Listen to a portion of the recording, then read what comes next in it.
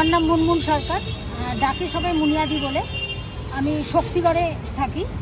আমি 2012 থেকে টোটোটা চালাচ্ছি।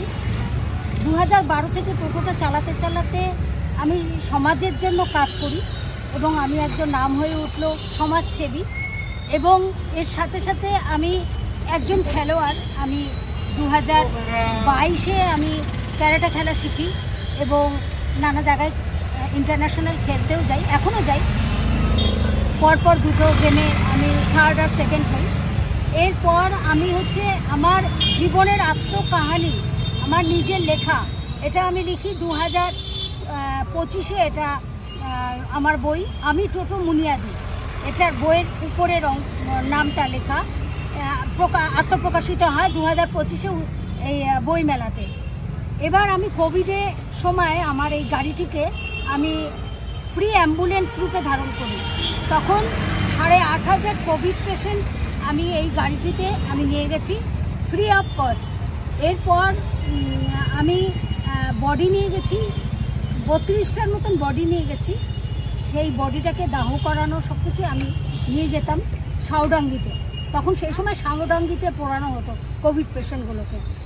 এরপর প্রচুর জায়গা থেকে আমার সম্মান, যখন উপরাষ্ট্রপতি 2020-তে ভেঙ্কাইয়া নাইডু আমাকে যখন সম্মান করেন, তখন প্রতিটা জায়গার থেকে আমাদের দিল্লি, মুম্বাই এবং অন্ধ্রপ্রদেশ কোনো জায়গা বাদ নেই আমার সম্মান আসে না এবং সম্মান পাই না।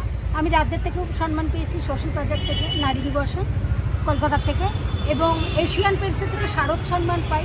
প্রচুর জায়গার থেকে আমি সম্মান পাই। আজও চলছি, ইন্ডিয়া বুক অফ রেকর্ডসের স্বীকৃতি হয়েছে।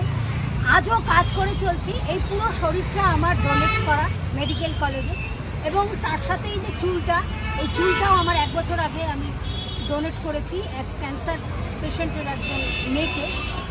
কেমো দিতে তার চুল চলে যায় এবং তাকে আমি এই চুলটা ডোনেট করি।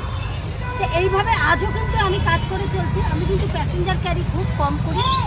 আমি সমাজের জন্য কাজ করি বিনামূল্যে, বিনা পয়সায়। আমি আমার গাড়িতে করে হসপিটাল, রাত্রি 2টা হোক 3টা হোক, এখনও কিন্তু আমার কাজ চলছে এবং করছি। আমি তো বাংলায় বললাম। যদি ভালো লাগে থাকে এই বোনটির চ্যানেলটিকে সাবস্ক্রাইব বা লাইক, কমেন্ট অবশ্যই।